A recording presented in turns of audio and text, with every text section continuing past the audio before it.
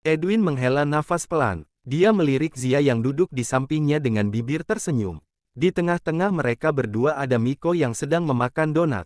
Entah berapa kue donat yang habis dimakan oleh bocah itu, Edwin tidak tahu.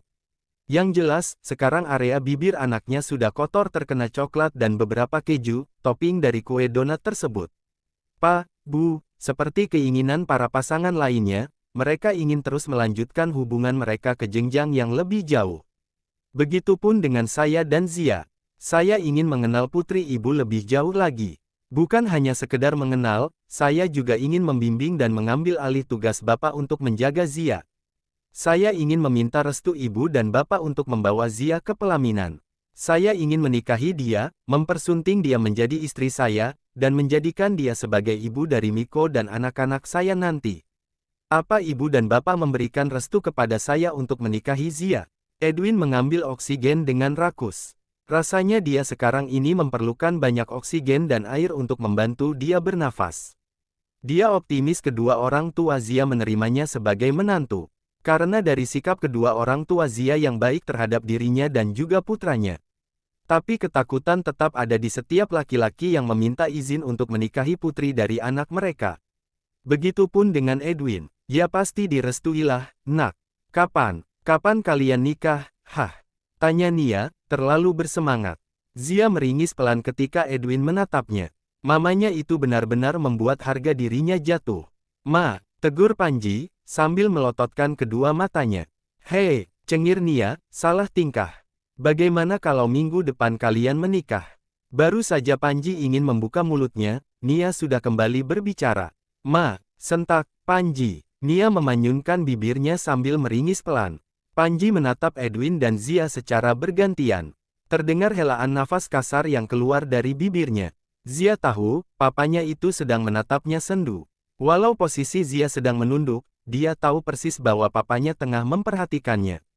Saya hanya seorang ayah yang menginginkan kebahagiaan untuk putrinya. Zia adalah putri satu-satunya yang kami miliki. Tentu, saya menginginkan pendamping yang bisa membuatnya bahagia. Sedari kecil dia selalu kami berdua manja. Setelah dewasa, kami harus merelakan dia dimiliki oleh orang lain. Saya tidak minta apa-apa dari kamu, bahkan harta kamu sedikit pun saya tidak menginginkannya. Tapi berjanjilah, nak, kamu akan menjaga Zia, seperti kami menjaga dia. Zia terenyuh dengan perkataan papanya. Dia tidak menyangka di balik wajah tegas sang papa, dia akan mengatakan kalimat seperti itu kepada calon suaminya. Panji tidak mau mengungkit masa lalu Edwin yang notabene adalah seorang duda anak satu. Tapi dia mempunyai keinginan yang pasti semua orang tua inginkan. Dia ingin melihat putrinya bahagia bersama lelaki pilihannya. Sekarang Zia sudah memilih Edwin menjadi pendampingnya, tugasnya hanya memberi restu. Namun Panji ingin mendengar janji Edwin, bahwa dia tidak akan menyakiti putrinya, dan dia akan membahagiakan Zia. Dilihat dari masa lalu Edwin yang pernah bercerai dengan istrinya, Panji tidak mau hal itu terjadi kepada putrinya. Akan sangat menyakitkan untuknya jika melihat air mata penderitaan menetes di kedua pelupuk mata anaknya. Seorang ayah akan merasa gagal jika melihat masa depan suram anaknya. Selama ini Panji sudah berusaha menjadi ayah yang baik. Dia tidak mabuk, tidak kasar, dan tidak menorehkan luka di hati anaknya. Karena dia tahu, cinta pertama anaknya adalah dirinya, sang ayah. Panji ingin menjadi sosok laki-laki yang baik di mata sang putri. Edwin menganggukkan kepalanya, pelan. Saya berjanji akan membahagiakan dia, Pak. Mohon doa restunya. Baiklah, saya restui kalian. Kapan kalian berencana ingin menikah? Tanya Panji, lembut. Edwin dan Zia saling pandang, mereka saling melempar senyum. Bukankah ibu ingin melihat kami berdua menikah cepat? Beliau menginginkan minggu depan, bukan? Saya maupun Zia juga menginginkan pernikahan kita dilangsungkan secepatnya. Berhubung ini lagi COVID, kita undang sana keluarga saja. Ucap Edwin. Kenapa tidak meriah? Tanya Nia, kecewa. Zia adalah putri satu-satunya yang dia miliki. Apa salah jika dia menginginkan pesta besar yang dihadiri oleh banyak tamu di pernikahan putrinya? Ma, keadaannya sekarang berbeda. Sekarang sedang masa COVID-19. Jadi kita harus jaga-jaga. Bagaimana corona? Mama mau kita semua kena imbasnya.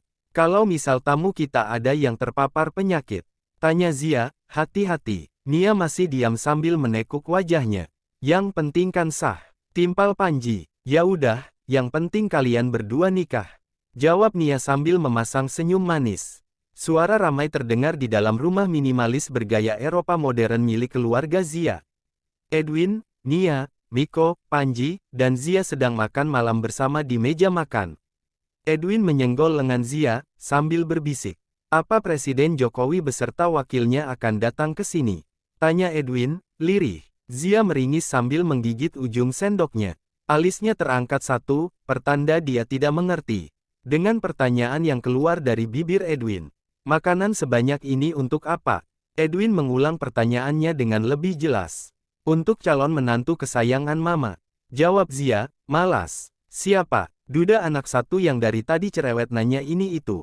Zia menyumpal mulut Edwin dengan menggunakan ayam goreng di depannya. Kenapa Dedi disuapin tante ayam goreng? Dedi kan udah gede, dia udah bisa makan sendiri. Protes Miko, yang sedang memakan bolu kukus. Pantas saja pipi bocah itu cabi, orang dia dari tadi makan kue mulu. Zia tersenyum kikuk di depan calon putra angkatnya. Sedangkan Edwin sedang menatap Zia penuh arti. Jaga sikap kalian di depan cucu papa. Tegur Panji, yang dibalas ringisan oleh Zia. Sedangkan Edwin malah terlihat biasa saja. Hari ini adalah hari Minggu. Zia baru saja selesai berolahraga berkeliling komplek. Dan lihatlah mamanya, dia sedang merumpi di depan rumahnya. Zia menggelengkan kepalanya pelan ketika melihat bibir mamanya yang terus mengoceh.